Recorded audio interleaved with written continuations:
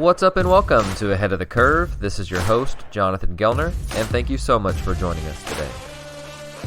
This episode of Ahead of the Curve is brought to you by New Era.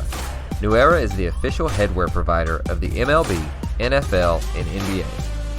If you love to rock New Era caps as much as I do, then you don't want to miss out on this opportunity to wear what the players wear and get 15% off. Go to neweracap.com/AOTC and use code AOTC, all lowercase, at checkout. That's 15% off your order using promo code AOTC. On today's show, we have on Rob Stacy, head baseball coach and co-athletic director of Clinton High School in Tennessee. Before Clinton, Rob played college baseball 2 years at Brevard College, 2 years at the University of Pikeville, and then coached 2 years at the University of Pikeville after his playing career was over. He then got into personal training as the Director of Personal Training at Lifestyles Fitness Center, and then became a part owner and founder of CrossFit East 10 for 9 years before getting back into coaching as an assistant coach at David Crockett High School.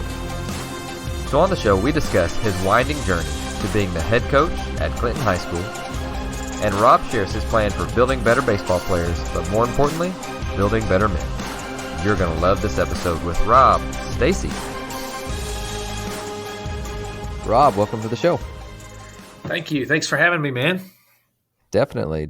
So I am excited to get to learn from you today. Excited to get you on the show and get to I don't want to say sell your program because you're not really a recruiter, but you get to kind of share some of the vision of what you guys have got going on over there, which is really cool. But tell us a little bit about, I love your story. I don't usually spend a ton of time on guys with their backgrounds and different things, but tell us how you got to where you are today, like as the head coach. And I think that's really neat. Yeah. So this is just a crazy story. Every time I tell it, it seems like it's longer to me. So I'll try to make it short and quick. So when I got done playing in college, I decided I wanted to go into coaching. So I helped coach for 2 years at the University of Pikeville in Kentucky. After those 2 years, I had a couple job interviews to go be assistant coach at other places. I lost a job in Florida to the coach's son, which is completely fine. If I ever had the opportunity, I would do the same thing. I lost another job to a coach's his cousin, I believe, was who they hired, which is completely fine. So I was never completely devastated with that, but I kind of said, all these college bills are coming back through. I got to figure out a way to pay all this off. At the moment, I'm making $1,000 for the entire year. That was my stipend, living in the dorm rooms.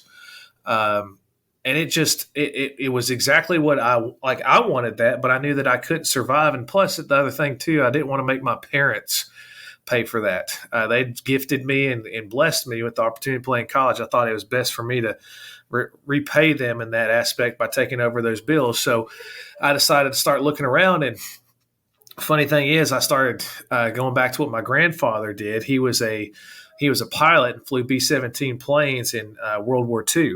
So I said, all right, I want to go into the Air Force.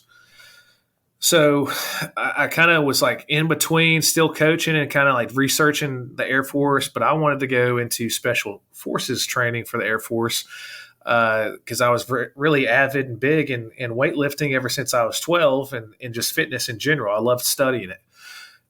So I went into studying for the Air Force, got with a recruiter, started talking to him, told him I wanted to go combat control, which is the guys who go in before the Navy SEALs and kind of set up everything as far as communications. Their job is pretty tough and pretty deadly.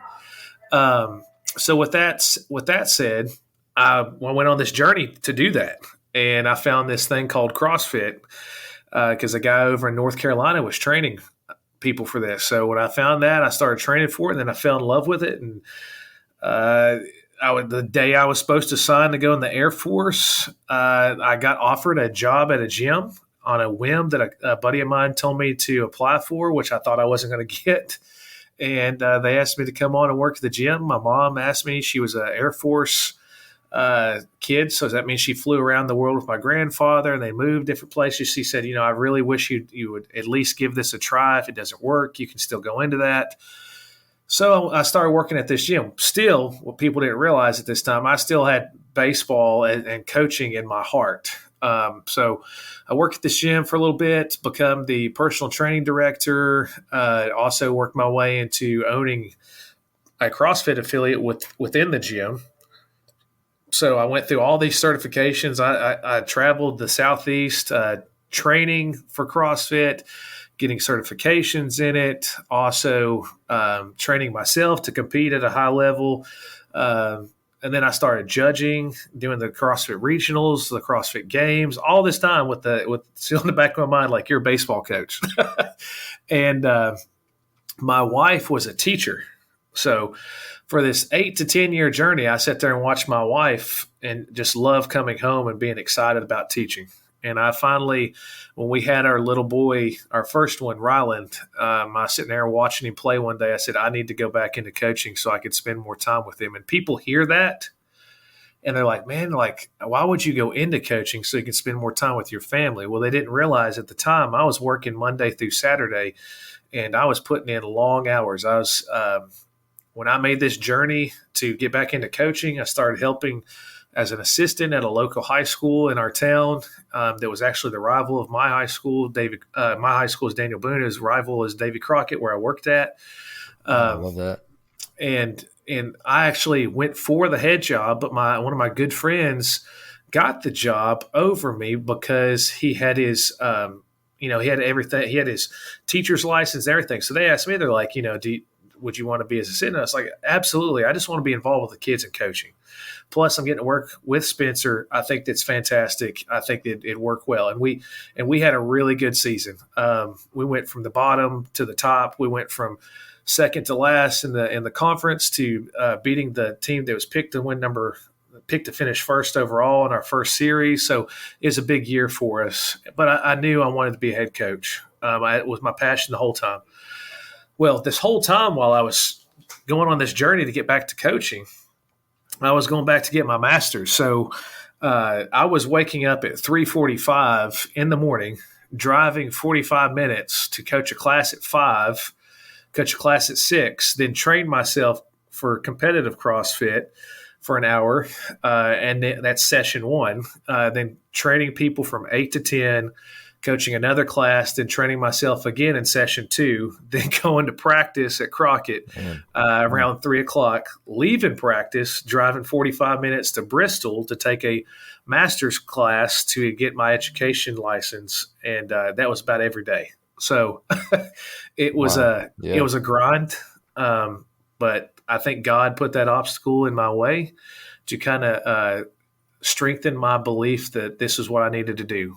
So season ended at Crockett, saw that Clinton was advertised as a job opened up. I said, let's just take a look and see what this is. Came down to interview, and when I crossed the bridge, I realized I'd been to this place before. A guy named Casey Taylor, who coaches Sevier County here in Tennessee, used to be the coach here, and it's his alma mater. And when I was coaching in college, I actually came and recruited kids here, and I completely forgot about it. But I got here, interviewed, got offered the job, and then we went on another journey. So my wife and me and my little boy had to move. And this is the part of the story that kind of like really speaks to our desire as a family to pursue this passion of mine together. I took a pay cut. I'm not going to get into the specifics, but it was half of what I was making. Wow. And it wasn't even full teacher pay at the time, because at the time my license had just like that year is when it was going to be complete. Wow. So we come down here.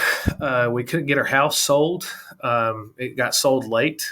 We obviously couldn't buy a house because our house had not sold. So that whole process kind of really stunk. So the AD let me, my wife, and my little boy live in his parents' house, which was about 20 by 20 square foot with a bathroom that was shared with everybody. Wow. And then we had to get up in the mornings, get a kid ready, get him to school, and then, like an hour and a half, 2 hours away from our hometown.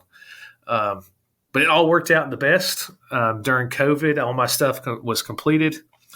COVID was my first season, so we only got 3 games. So it kind of set us back. We were rocking.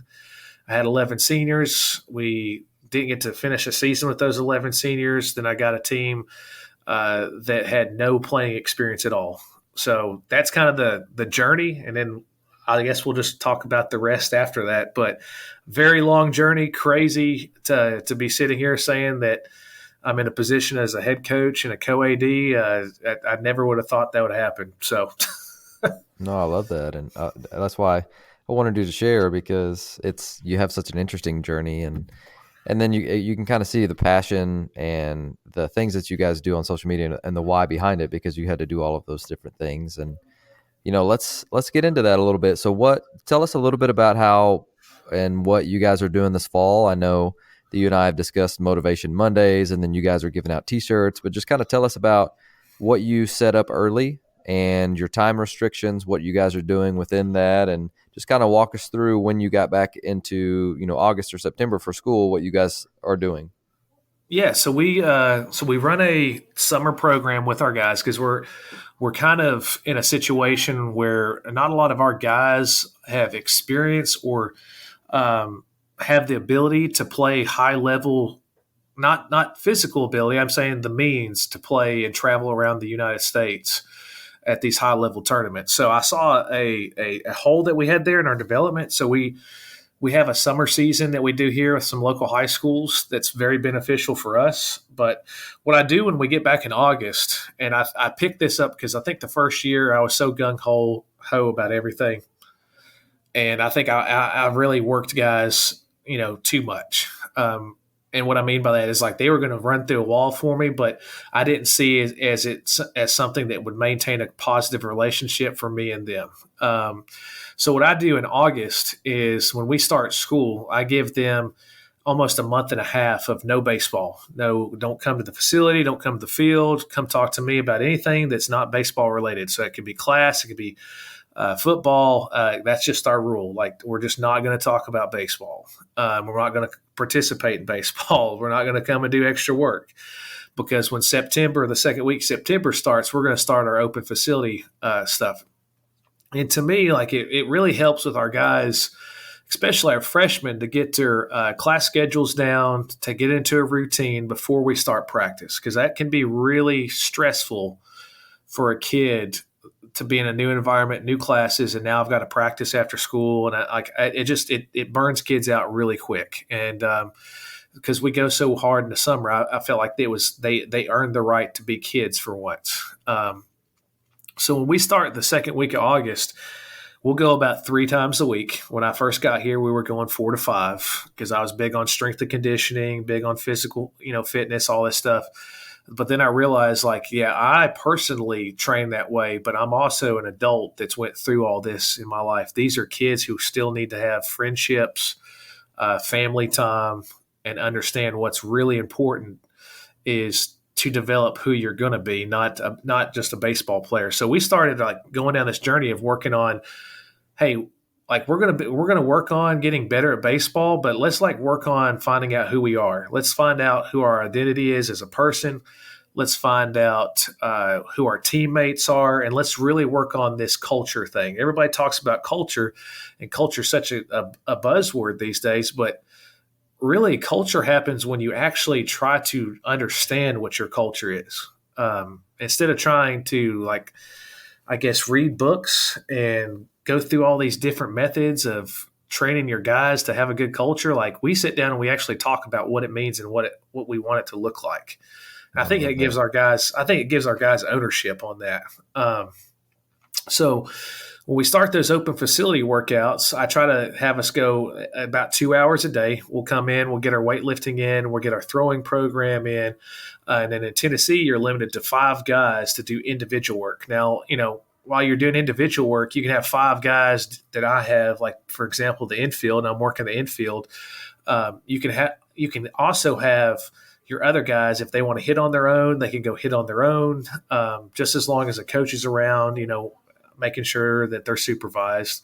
But we don't get in depth on a whole lot. We kind of let them kind of explore themselves as players, kind of explore what they're doing as far as how they're going to get themselves better. Then we come in and kind of give them some direction.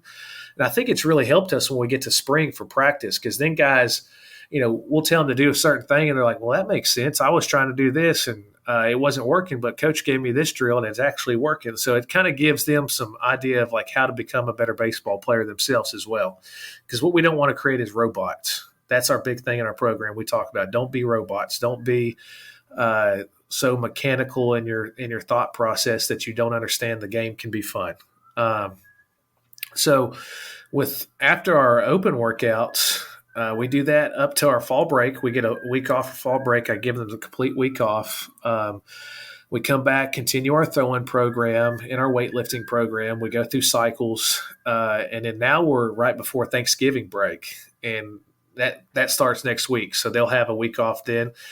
Then we'll come back. We'll work hard for 3 weeks. They'll have 2 weeks off for Christmas break. And then when they get back, it's like it's go time. So now we're 5 days a week. We're working hard. We're implementing a lot of things that we're going to do in the season and kind of developing our baseball side. But to go back what you were talking about, the motivational Mondays, our drag and drip awards, kind of the stuff that we go there. So I sit down this summer at the beach. It was the first time that me and my wife and both my sons now got to go on just a 7-day trip of nothing but us. And we went down the beach, and I was sitting there in a chair, and I was like, I'm just going to pull out my phone notes because that's where I take notes when I have ideas. And I'm just going to come up with things that would be unique to our program that I think our guys would buy into. Because I was finding out like these phrases that you come up with, the stories I might tell, all the stuff that you see on social media that they just really weren't buying into it. And I think it's because other people were doing it and they were kind of catching on like, oh, well, here we go. Here's another thing. Here's another quote from a book that we need to understand. I'm just going to turn it off. So then I started wondering, like, why do they turn you off when they're talking? Like when you're talking to somebody, why do they turn you off? Then I thought about the classroom. When I'm teaching in the classroom for our wellness classes, we have really good days and we have really bad days. And it started really making me understand like the process of what gets me interested to listen to somebody. Like, why am I interested in listening to somebody?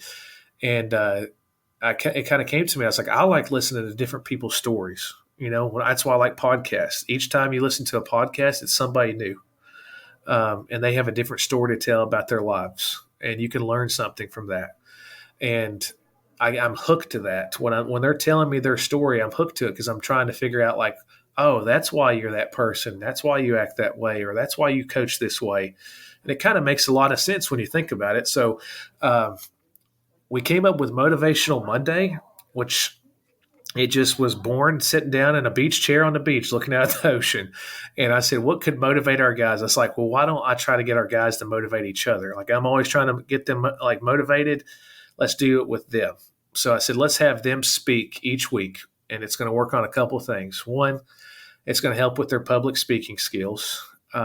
Two, when they get up there and they speak, they're going to understand when they go listen to the next guy what it's like to speak and somebody's not listening. So now they're going to buy in because they don't want to feel that way anymore. And then three, our guys are going to learn about each other. What makes this guy think something's important? For example, one of our kids the other day did a Bible verse and told a story about what his family's going through right now. And it kind of got a guy, and he doesn't talk very much in practice. It got guys kind of understanding like why this guy sometimes doesn't talk and he's kind of to himself. And I think that's important. It's really built a camaraderie. When one of the coaches speaks now, whether it's me or one of our assistants, like you have now found out like there's more eyes on you. There's nobody like wandering off because they get it. Like when we're in front of you or someone's in front of you, listen in, tune in. And it's just been a very good buy-in process with that. And then when we hand out these drag and drip awards. I can't take credit for all that. That's from Adam Williams and Pickens down in Georgia, Pickens High School. Good friend of mine. I just saw him last week at Coach Sheets, his clinic, and he came up with this award. He called it a drip award. He said, kids love drip. And I said, well, I'm going to make a drag and drip award, and it's going to be awarded to the kid that's gave us the best effort, has the best attitude and basically has pushed somebody else on his team. So we give that out every week, and we make sure to take a picture, and we tell him, like, make sure this guy's hyped up in the picture. Like, give him the credit because he is due this credit. And it's kind of gave guys, like, it's gave our Mondays, which were a lull coming off of weekends where guys had fun with their friends, and they're like, well, I got to go to practice Monday. It's kind of reinvigorated Monday and made it special. So that's what we talk about. Never miss a Monday. Make Monday special because Mondays will set up the rest of your week. And it's kind of gave them a very good routine in doing things.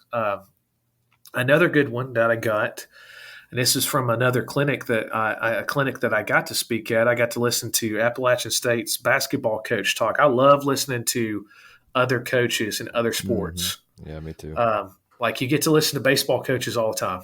I love just like listen to a podcast about like a basketball coach telling him his thought process on building a team or his thought process on studying film. And I pull a lot of stuff away from stuff like that. But App State's basketball coach was talking about team building. And he said, at App State, what they do is him or one of the coaches every single week they'll pick out one or two kids on the team and they'll call their parents to kind of check in and tell them how their son is doing in school and on the court. It does two things. One, the parents know he's either doing good or the parents know he's not doing well at all. They know whether he's having a great time or he's depressed. And I thought that was just amazing. I was like, man, like kids just don't want to tell their parents the truth anymore. And parents are, worried sick with their kids away. So we kind of implemented that a little bit, but it's more of on a personal basis. It's more of like when I see a parent, I go and kind of inform them like, hey, your son's doing well in this class. I thought you should know that. Or, hey, just checking in on your son. I know him and his girlfriend broke up this week. I don't know if you knew that or not. And I think the parents have started really respecting that because it's not something baseball related. It's, you're caring about somebody else's kid. And I don't think I would have been the kind of coach I am now and done that stuff if I didn't have my two little boys. That was just a mind-blowing experience of having them because I was like, all right, I've got two kids. How would I want my kids to be treated if they're in someone else's hands? Yep, no doubt. And then he had a great drill to kind of open the eyes for your team. And he did it to a point, but I took it to a step further after we did the drill. So the drill is basically, you can be in a plank or you can have a weight plate and have two guys facing off each other. Okay. The goal is not to drop that plate. The first time around that you do this team building activity, you have your teammates not say a word. They're just dead silent. And then they might hold it for 45 seconds. You give them a minute or two rest, like make the rest very short. Then you have them do it again, and you tell the teammates, all right, this time what I want you to do is I want you to be an encourager. Like I want you to cheer this guy on. Make sure he doesn't drop it because if he drops it, now you guys are running, right? Like you guys are going to run. He needs you. He needs you to be behind him. And what you find out is that guy holds the plate for like another 2 minutes. And he's shocked. His teammates are shocked. And then you sit them down and you say, now you see what the power of having a teammate and having someone's back is. Before, when nobody said a word, nobody had your back. You had to do it on your own. But now notice what it's like when you've got a group of guys around you that love you and support you. You see that there's a lot more power in that. And we took it a step farther because I noticed during the challenge, we're doing this. It's new. And we have a couple guys that are standing around that aren't saying anything, and they're not really buying into this drill. So I took it a step farther and kind of explained things like this to them. I said, we had guys that were cheering. Those typically are the guys in a game that are your leaders, that when you strike out, those are the guys that come to your dugout, and they're the first ones to tell you, hey, man, it's going to be all right. The guys that were kind of wandering around, not saying anything, and kind of thought they were too cool for this drill, those are the guys that will bring us down this season. Those are the guys that when they make an error, it's somebody else's fault. When they strike out looking, it's the umpire's fault because they're too scared to stick up for what's going on. They're too afraid of, if I buy into this team thing, and I'm one, what could happen? And I talked to our assistant coaches afterwards, and I was like, was I spot on with the guys that were like that? And they're like, absolutely. And it's kind of crazy to see that the guys that did that drill lined up exactly to the type of players that we talked about in the previous season. After saying that and getting our guys to kind of understand that, I saw those guys who didn't say anything and buy in.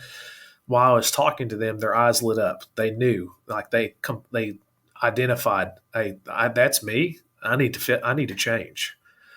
So our practices from that point of doing that challenge till now have been like some of the best practices that we've ever had here in 5 years. And I think it's because, again, we've been working on this thing of recognizing what our culture is, recognizing, am I the guy that's bringing our culture down, or am I the guy that's bringing it up? Am I bought into this, or am I the guy that's on the outside looking in? And the number of guys that have bought in have been twofold compared to the years before. And I think it's because we've really just focused on this stuff and stopped focusing so much on baseball skills, which can come farther down the line. But I know a lot of older coaches I've listened to on podcasts that have had successful teams. They've said this 100 times. Work on your team and your culture. Stop worrying about the drills that you've got or the type of offense or defense that you're running there. That'll come. And you'll identify it, and you'll be just fine. But if you work on this, you'll be 10 times better. And now I'm like a full believer in it. No, that's great. We do a lot less. We do a lot less and a lot more of that stuff. I love it. So with that, you talked about a couple different things that you guys are doing to prepare for the the team, and then your different individual settings. So when do you go over like your standards, your rules, and things like that? Because we all have rules. We coach teenagers, right? Like we just can't have a lawless environment. But just give us some different ideas of what's important to you and for your program to abide by. And then let's say give us a situation of where if you're late, you get this consequence, or you go about it in this way. Because a lot of the stuff that you do is very unique. So I'm curious on what your thoughts are with that. So when I first came in, I was an old school coach, but a young guy, and that's because I think I was coached old school, and I love that environment. But I was a young guy, and I was trying to coach old school. Tough as nails, yelling, screaming, motivating, you name it, trying to run through a wall, yada yada. Well, then I realized like teenage boys are not college guys, and they don't relate with that. This is their first time out of travel or middle school. Travel and middle school, they've been told the whole time that they're the best in the world. That they're God's gift, which they are a gift, but maybe not a baseball talent gift. So when I got that kind of understood, like I need to kind of bridge that gap of being, hey, you're really good, to kind of telling the truth, which when you get to college, you're told the truth, whether if you're not good enough, you need to work on A, B, and C. And it's kind of a little bit tougher environment. I need to be I need to bridge that gap, be a little bit of both, but not too easy and not too hard. And that was a big pill for me to swallow at first, because I enjoyed that being tough, coach that tough. But I had to realize what my kids in this generation wanted, because people have to understand, I didn't coach for almost 9 to 10 years. So that gap of this generation and social media and all this other stuff, I missed that gap of understanding what motivates kids.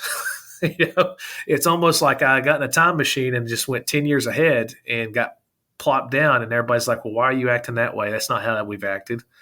So it's a tough pill to swallow at first. But as far as like our standards, when I first came in, I had all these rules, like do this, do that, don't dress this way. Don't, I was big on like, let's show up to class like we're coming to work. Like we still have those as a standard, but it's not to the standard of like what I had it. And what I mean by that, like I want my guys to come to school, like they know a rule of mine: no pajama pants. We ain't wearing that to school. The reason we're not wearing pajama pants and all that is because you need to act like, if you're going to go to class, you need to act like you're going to class. And you're going to have success if you dress like you're going to have success. If you dress in pajama pants going to class, and people might have some different theories on this. To me, when I have pajama pants on, I want to go to bed. So with that being said, like, I don't want you going to class feeling like you're going to go to bed. I want you going there, feel a little bit uncomfortable so much that you're going to pay attention to the teacher. So that was part of our standard. But I took those rules and cut them in half. And basically what we did with our rules, we just started calling it standards instead of rules. This is what we look for you to act and be like. And one of them is to first day of school, dress well. After that, dress for success. And that might mean like, yeah, I'm wearing shorts and a baggy shirt or whatever, but we're not coming in Crocs and flip-flop, all this stuff. Like, and the parents, when I have those conversations with them, kind of like look at you like, well, why? And I'm like, well, I'm trying to teach them when they get out of high school, that's how you can't show up that way for a job interview. So why would you ingrain that behavior right now? Like, we need to break that mold. Have I become a little bit more lenient and let them have a little bit more style with what they do in school? Absolutely. Like, I'm not a tyrant that way. I let them wear their hair how they want to. The only thing I ask is when we have a baseball hat, just have it above your ears or over your ears, nothing over top your ears, because it's just a look for our team. That we wear everything the same in practice. So we match in practice. Mondays we wear orange shirt, black shorts. Tuesdays is our military green and black shorts. Wednesdays is black shirt, black shorts. Thursdays is white and black shorts. And we get them gear to match. That's just a standard thing. But we also really force them into understanding what it is to be a student athlete.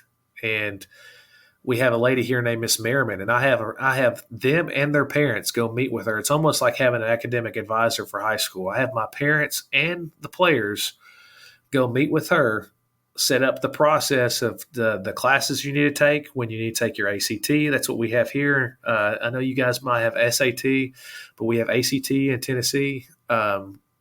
Understand what that score means. Understand what schools you qualify for, and kind of give you just like a roadmap of how do I get to college if I want to play? If I don't want to play, how can I get to college? If I don't want to play, how could I go into TCAT school, go into welding or a trade? And I think that's big. I think it's beyond baseball. But again, I took those rules. There might have been 20 on that page. I might have 5 now. And what I found out, when you have so many rules, you better follow them, because if a kid breaks a rule, and let's say he was going to be your Friday starter, and then he breaks a rule that's kind of minimal, and then you play him, it's just not good for your team culture. Even if you decide to run him or whatever, right? You wrote that rule, you better follow that rule. Mm-hmm. So we wrote the rules down to a point where it's like, hey, if something is broke or a standard is broke, it'll come down to coaches and admin together. And coaches and admin will decide on what the punishment and if it's justified for that player for that situation. And it's really helps with our team culture doing that. I think it made parents and players less stressed out. I think I was stressing people out over it. But that's just kind of how I lived my life. Like, I was, again, you heard earlier, I was getting up at 3:45 in the morning like some insane person, right? Right. And showing up to work with my shirt tucked in and like shoes shine and all that. But we still have some pretty good standards for our team. But as far as like having a laundry list, I cut that thing in half, and it made my life as a coach less stressful. Yeah, no doubt, for sure. So what do they say? The more laws you have, the more outlaws.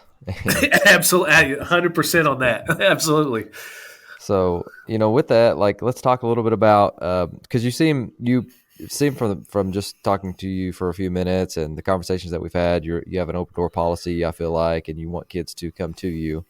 So tell us about, like, this time of year, especially with off season, then we're going to get into preseason, different types of kids coming in from different sports. And we've been having like individual player meetings and just kind of going over, their goals and, where they see themselves and different things that we see them working on in a more formal setting rather than like, the quick hitters that we get at practice. So if you do Absolutely. something like that, I would love to be able to hear from it. And if not, just kind of tell us a little bit about what you do. All right, so here's one that we're going to do this year. This goes back to those beach notes that I took. I said, how can I help players identify their roles in a player coach meeting, individual meeting at the end of the before break, but not just identify their role, but really resonate with them, like they own that role. Like I've said this now; it's in concrete. This is the role I said. I'm not going to be heartbroken if something else happens, because this is my role and this is my goal. So what we're going to do when we get back from Christmas break, because again, 2 weeks away from your high school kids is quite a bit of time where they can actually change, change more than what you realize. Because they'll get all these thoughts and ideas. Again, it's a social media age. They can scroll for hours and have 50 different opinions on one thing.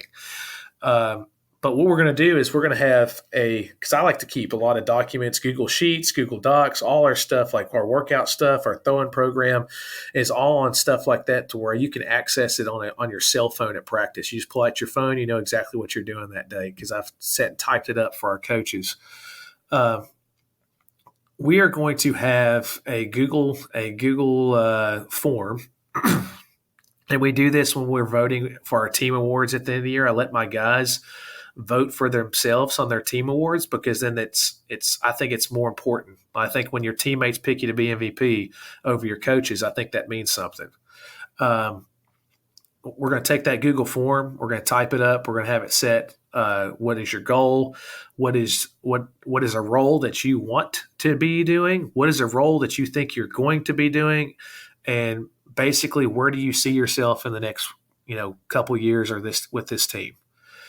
Once you type that in and you write it, and we sit down and we print it out, and when we have that individual meeting and you tell me, like, this is your goal, and I read it out loud to you, I feel like it's going to be more concrete.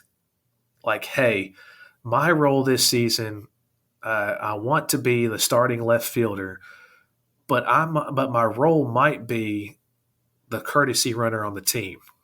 And then we sit down as a coach and player, and I invite our parent. I tell our parents, like, if you want to come in on those meetings, that's fine. That might be crazy for other coaches to hear, but I think it's important for the parent to hear the kid actually say it themselves too. Your kid might be telling you that he wants to be a starting left fielder at home, but he's telling coach at practice, hey, man, I just love to be on the field and be a courtesy runner. I'd be happy if I did that.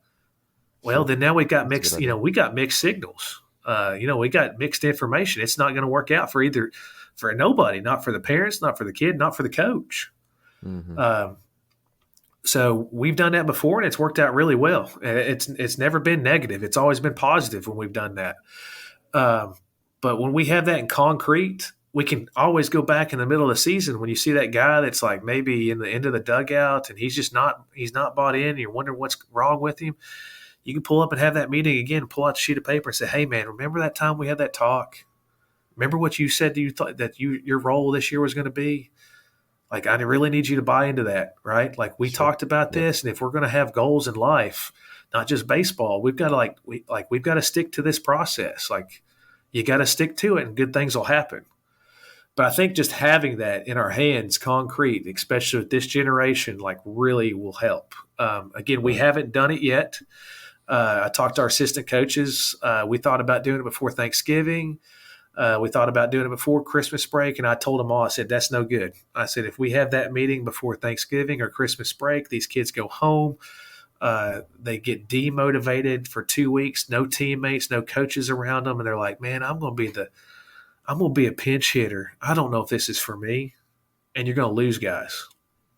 You're going to lose team camaraderie. You're going to lose buy-ins. But if we come back in January, right before practice starts, and you can tell that guy and he can buy into what he's just said, hey, I'm going to be the number one pinch hitter this year for the team. Now in practice, he's asking you, like, in an inter squad, hey, coach, like, when do you need me? Like, when do you need me pinch hit? Like, I'm ready to go. And he's going to be the guy that's going to be ready to go. But I think that's going to help this year, like for our guys to understand, hey, I'm a middle relief guy. I'm not a starter. Hey, I'm the closer. I'm not a starter, but I could because I put down in my goals I'd like to be a starter, but I understand talking to coach and seeing what my real role is the closer. So now you've gave them identities. Like, this is my identity. This is what I'm going to work on. I've bought into it and I'm excited about it. You know, I think I think you do kids a disservice if you never tell them how important they are to a team or what they can do for your team. Right. Kids need to hear that. Sure. Something to add to that. This past week, I heard this too from a clinic at Coach with Sheetinger was post. There's something else we're going to add to all that right there is we're going to post our lineups early. I think, man, I was in that situation. You're standing there before the game. You're like, am I starting? Am I not? And all of a sudden, coach gets you together right before in and outs. It's like, all right, so-and-so's in left field. So-and-so's in center field. So-and-so's in shortstop, right? And you're going through the lineup and you get to the bottom and you're not in it. And you're like, well, why in the world am I buying into in and outs right now? I might as well just throw this thing up in the stands. So, I think posting it early so when the guys show up, it'll help your pitcher. It'll help the guys that are hitting, help your DH, help your guys that are coming off the bench to know when their role is going to be called for, kind of what you're looking at. I think that's part of our culture build this year that I've put down in those beach notes to kind of get guys on the same page. We were doing a great job of motivating, but nobody was on the same page. And I think that's what our whole buy-in for this year is going to be. Everybody's on the same page, pulling the same rope. No doubt. So I love that. And, we're talking about getting into, Thanksgiving break and winter. Do you guys do anything special over winter break? You just open up the facility? So during winter break in Tennessee, you're not technically supposed to be doing anything like weightlifting. You're supposed to really just let the kids go off and be by themselves and their families, which we basically do that. I made a promise to our parents, like if you'll give me everything you got in the fall and the spring and the summer, that during dead period, I'm not going to ask you to be doing something, obviously, because you can't. Christmas break, I'm not going to ask you to do more than what's asked. Fall break, I'm not going to ask you to do more than what's asked. And then that first period of the school year. Because, again, in Tennessee, our first week of playing is spring break. So it takes away some family time too. Right. I make that promise to them, and I think they really enjoy that promise because I really stick to it. Now, if a kid asks me, hey, could I hit extra or anything like that, I never deny that.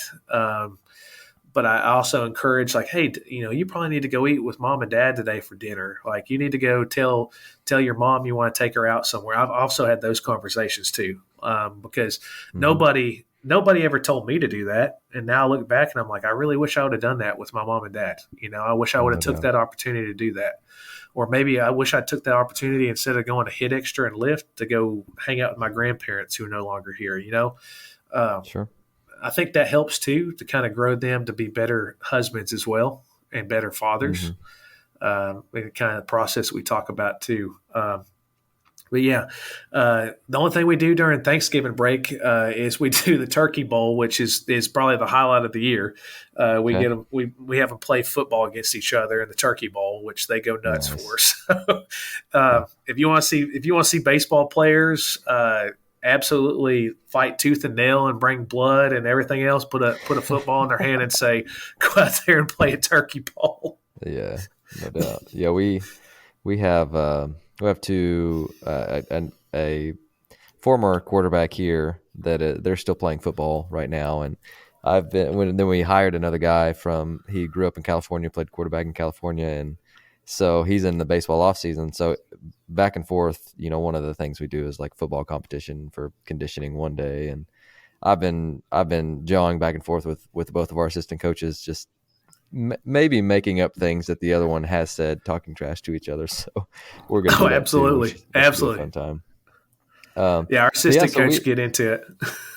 Yeah, for sure. So I forgot that you guys' first week of spring break, we actually played Hendersonville in spring break last year in Gulf Shore, and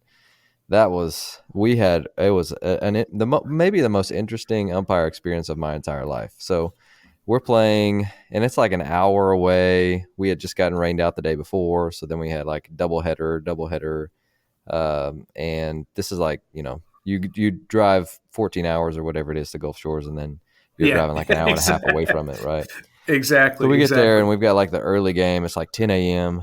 and we start playing, and they're great program, really good coaches. They do a good job. And it's like just this slugfest back and forth. Like it's like Yeah. they're up by 8, and then we come back and tie it, and then it's just back and forth.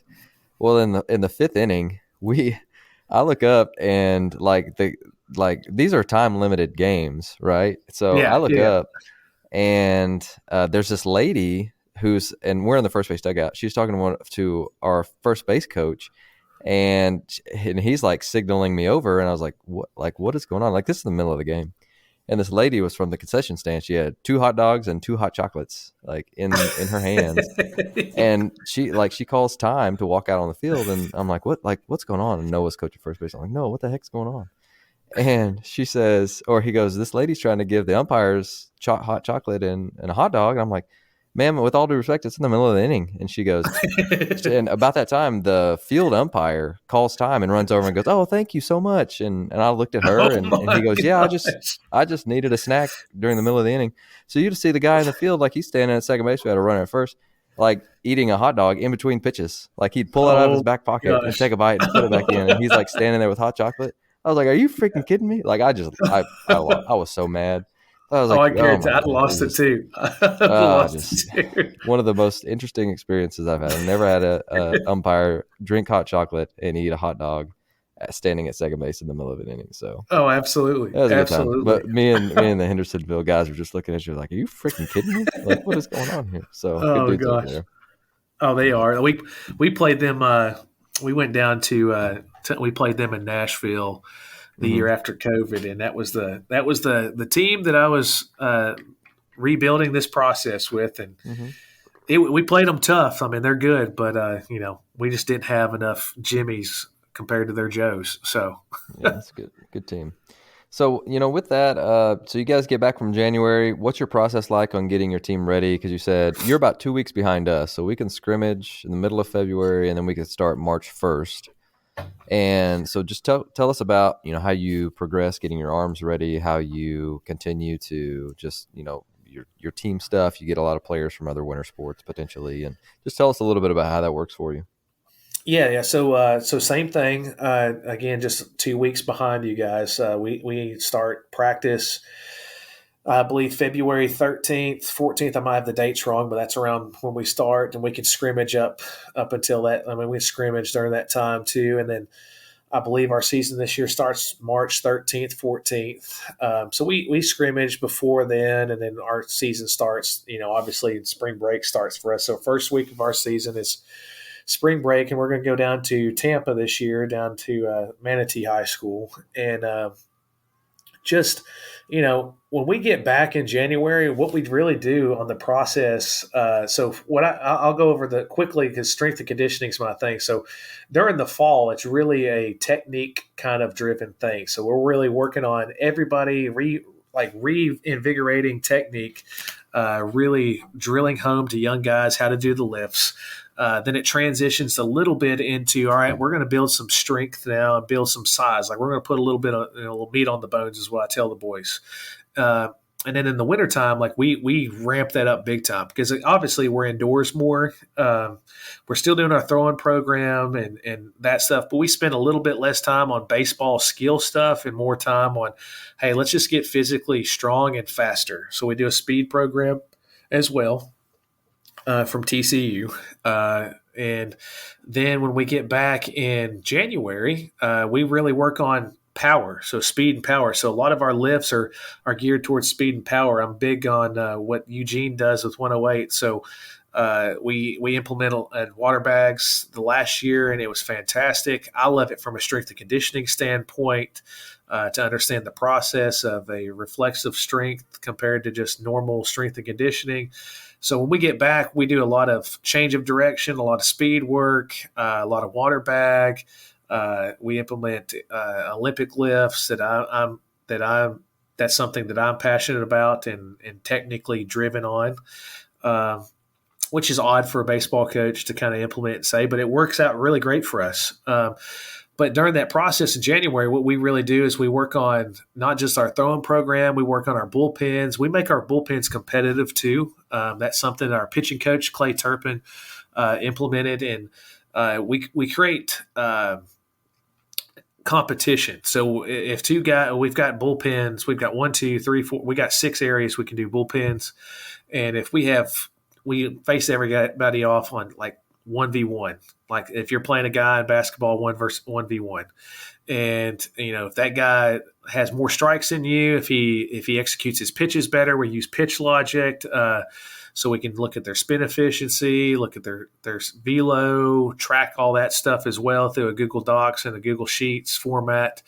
There's always consequences to you not winning that competition. So over the past couple of years, we've noticed our strike percentage go through the roof just because guys are more bought in because they want to beat their buddy. So they're going to throw more strikes instead of just trying to, I'm going to throw this as hard as I can. Well, now I've got to really learn how to be a pitcher. Like if I want to beat my buddy and not do this punishment run or these burpees or anything like that, I got to focus now.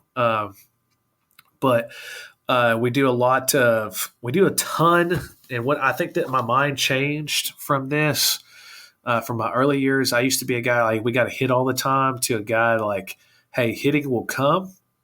We've got to really, when we get back in January, going into February, really work on these individual defensive drills and get down to the nitty gritty of like how you're doing your technique, whether it's outfield catching, infield play.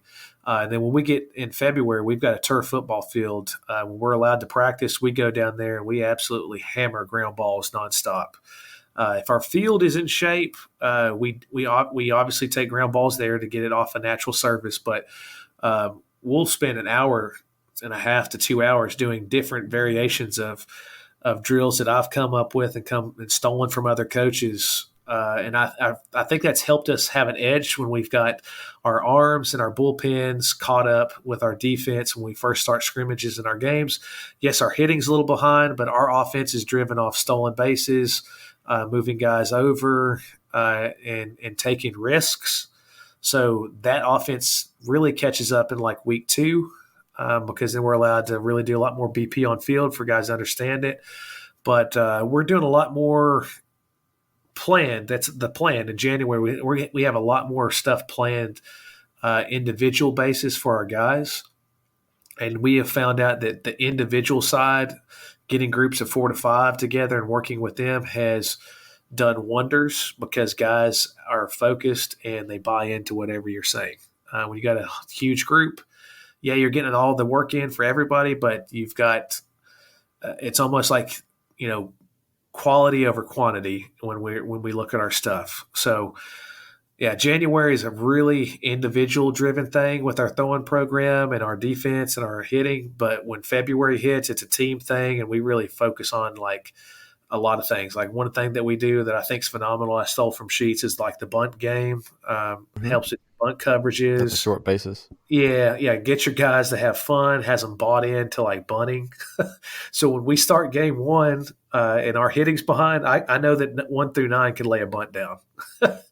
And anybody that's listening to this podcast that's played us knows that that's something that we would do. We'll bunt 1 through 9. Now we have some boppers this year between 2 to 6 in our lineup that can run the ball out, but 1 through 9 will bunt on you. So, but that makes the game fun. Like we've had our guys buy in.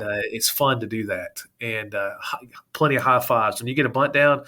I tell our guys like, hey man, when you hit a home run, that's great. I don't want anybody coming home plate. Let the guy like experience it himself, unless it's a walk-off home run and we win the game, have great time with your teammates. And they've really bought into that because when they first hit the first home run and nobody came to home plate, the guy came back and like everybody cheered for him in the dugout and went nuts. The guy later on in the game came to me and said, you know what, that was really cool for me to run the bases and everything was kind of quiet. And I experienced it myself. When I touched home plate, like I felt like more powerful and like I enjoyed it. I said, that's what I was wanting you to see. I want you to understand, like, hey, let the light shine on you. Now come over and hang out with your teammates. Well, what I was getting at with that is like when we lay a bunt down, I'm like, boys, get out of the dugout and give that guy a high five. Like go nuts like it's home run. If he gets that hit and run down, like do it. Like if he gets his slash down, do it. And they've bought into that. So that's cool too. That's kind of our process at that time. We still lift weights during that period. So we go 2 to 3 times a week, just depends on the week and like how their bodies are feeling. I always talk to them like how they're feeling because I lift also with them. That's a thing that's different too. They see me in the process with them. And I think they buy into that stuff more when they understand, hey, this is important to me too. Mm-hmm. And I'm not saying coaches have to go out there and do that. I'm just saying find a way where whatever you're doing, they see you like bought into it as well. If you got weightlifting for your team, don't be the guy over there on your cell phone or don't be wandering around with your hands in your pockets. Like give guys high fives. Go over and spot the guy. You don't have to be working out with them. Go over and put the weights on for them. They know that now you're bought into whatever this process is. If it's a throwing program, walk the line. Don't stay in one place. Walk the line and talk to each guy. 15 seconds that day might make that kid that's a freshman think the world of you just because you said hey to him. And he might throw a little bit farther and a little bit harder today because you said, hey, man, how's your day been? That process is fun when we get back. That's always my favorite time of the year. Oh, for sure. Well, I know we're going to be running on time pretty soon. We're both on our planning period and knocking this thing out before Thanksgiving break. So I've got a couple quick hitters before you go, which I think will be really good. Most of the other questions that I had for you are you've answered, and I appreciate that for sure. But these are a little bit that, things that I can steal from you on the spot. So what's a drill that your players love that we can steal from you? All right. So I don't know if it's unique to me, but what we've started to do, when you throw the ball around the infield after a strikeout or after a ground out, I've told our guys like that fuels your defense more than anything in the world. To see the ball like flip around real quick. I hate when you like when we've played really good teams. We had this discussion yesterday. When you play really good teams that play really good defense, that play for championships, you notice there's something different when they throw that ball around after a strikeout or a ground ball. I said when you play an average team that you've probably beat or hung around with, there's something that you can tell it's not really bought in on that. If you play a bad team, you'll notice that first throw is in left field or the second throw is in right field. So a drill that we do, we call them long square drills. And when we get done throwing, it's another throwing program thing that you can do that goes along with your catch play. We just get our infielders, our catchers at home plate, our third baseman at third, our second baseman, shortstops in the middle, and our first baseman at first. And we just say, hey, we want you to whip it as fast as you can around through here, and we time it. And we call it long square drills. It's named after a guy on our team's dad, Dalton, or one of our coaches, Dalton Long. It's named after his dad. And you can do anything out of that drill. So you don't have to just go four corners with that drill. You can have catchers work on balls to their right or left on a bunt and, inside, outside, throwing to first whips it to third whips it to second, turns a double play, throws it back to first throws it back to home lays a tag like that. You can do anything out of that drill. I think we've come up with like 8 different variations of that long square drill. And it's not like we're not even hitting a ground ball. It's literally how do you throw it around? How do you communicate? Something I picked up last week too from Kai Carrera is, we're throwing the ball around and when you lay a tag, just say out. Like now we understand, like if in this drill, if I'm saying out every time, you don't have that guy that forgets to lay the tag. You've always got that kid. It's like, dude, we're laying a tag here. Like stop acting like it's a force out. So we added that implement in there too. When you lay the tag laid out, the joke is like, if you did it in a game, it's helping the umpire out. So, we're going to start saying it in games too, but I love that drill that we've implemented, and it's something you can do every day with your throwing program, and your guys' arms are getting healthy. Their arm slots are getting better just because they're working on the positions that they're throwing. And plus, everybody talks about how bad their catch play is, how they want their guys when they're throwing in long toss or whatever to mimic they're taking a ground ball or mimic they're turning double plays. It's like, well, why don't we just put them in a throwing program that is designed to do that with each other? Mm-hmm. And and it's also at a distance that's going to be game like, like Sure. it really helps. So I've noticed too, like our times have really dropped from throwing it around. Our movement patterns have gotten way better. That guy at short and third base is, catching it as the right foot hits and whipping the arms coming out 3/4. Our first basemen are learning to pick balls on bad throws. Mm-hmm. Catchers are getting better at laying tags or becoming first basemen because they're in full gear as well. They're getting better at communicating. Just love that drill. So No there's doubt. one. Easy competition too. Oh, 100%. Like if you could break them up into teams and say, hey, we're going to, you're going to do this drill a certain way 3 times in a row. If you miss this baseball right here, obviously your team's disqualified, but we're going to do 3 times in a row, time it, and just create competition out of it. So That's great, for sure. So, second question, quick hitters. What is the latest thing that you've learned that's made you better at your job? probably Going to the beach and hanging out. Well, I'm going to the beach and hanging out. I learned so much more about like just in depth on like how to make our team better and like how to love Sure. our players I love more that. and love our coaching staff more, because I was spending time with my family. I think is what helped me do that outside of like drills and stuff. Because it's about a 6-hour drive. So, I was sitting there reading too in the car as my wife was driving. And, but I would say a story that hit home. And again, I'm going back to talking about that clinic that, Sure. Sheets put on.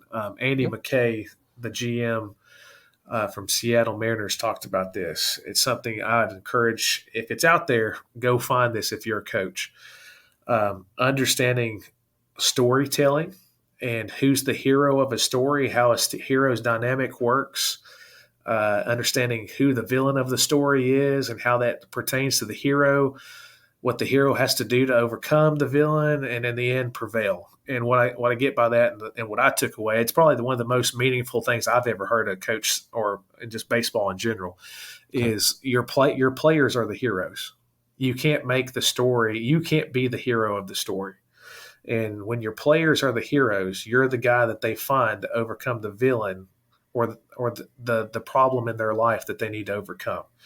And if you focus on that, you will become a great coach. If you focus on you are the hero of the story, you become important and they become less than you.